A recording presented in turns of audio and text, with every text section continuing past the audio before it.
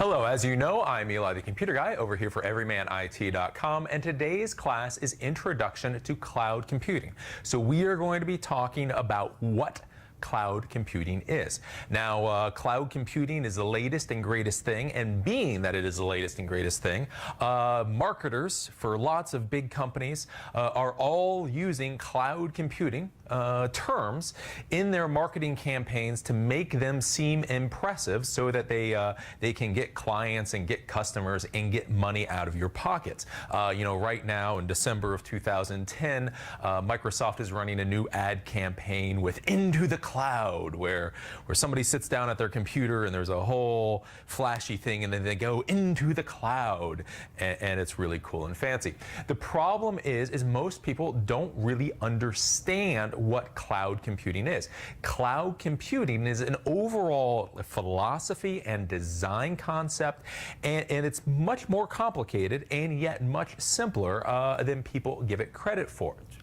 So this class, Introduction to Cloud Computing, is going to be talking about the technologies that are involved with cloud computing. The first thing that you should understand with cloud computing is the basic concept. The underlying concept is that with cloud computing, you are trying to separate the applications from the operating systems, from the hardware that runs everything. So what do I mean by this? Well, back in the day, back when I started in computers, if you had an email service for your company, what that meant was you had server hardware sitting somewhere in your company. So you had a server with a CPU and RAM and a hard drive and power supply and all that.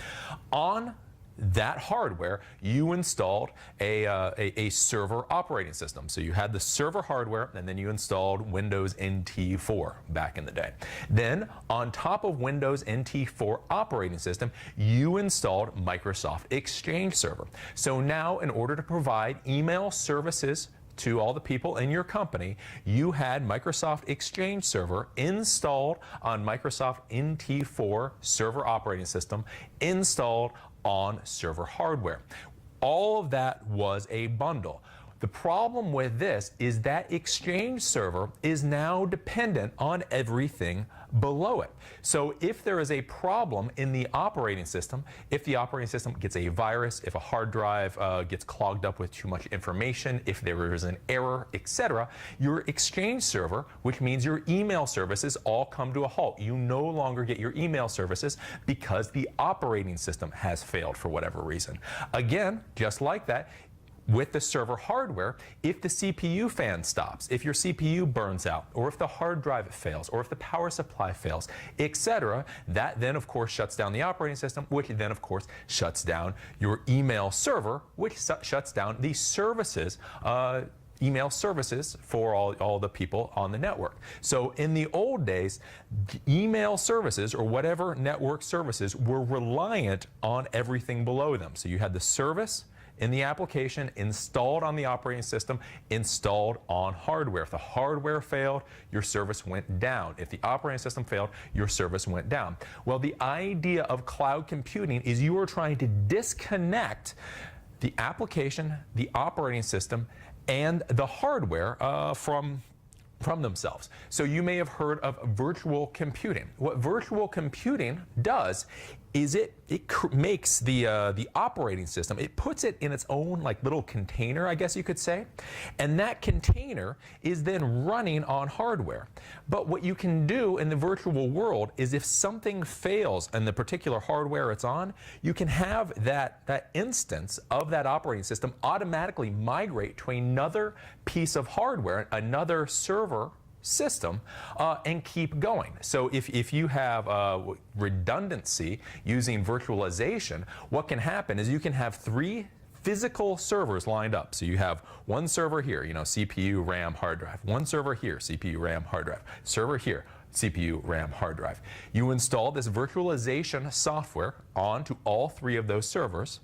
When everything is running properly, let's say that operating system, that server operating system, is running on server 1 over here.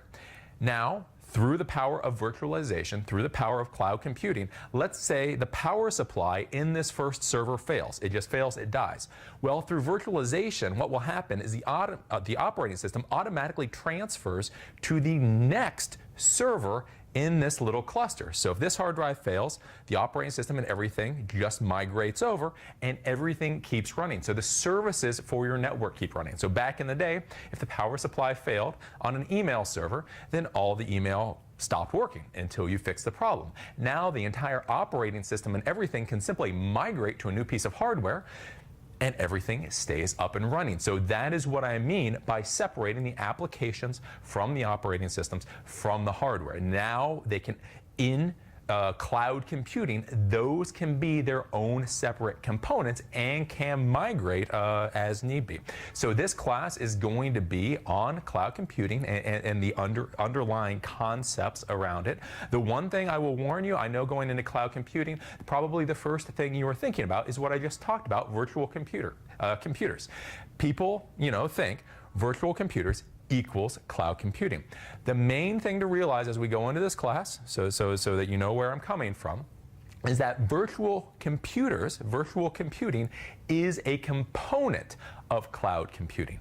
But cloud computing is far more than simple virtual computers. So virtual computers is a component of cloud computing, but cloud computing encompasses a lot more different types of technologies. So today we're going to be talking about web applications, we're going to be talking about database clusters, we're going to be talking about terminal services, we're going to talk about application servers, we're going to be talking about virtualization that I just talked about, we're going to talk about hosted instances, hosted solution, public versus private clouds, and then give you some final thoughts on how these things come together. So this is Introduction to Cloud Computing. Give me a few seconds and we'll dive into this class.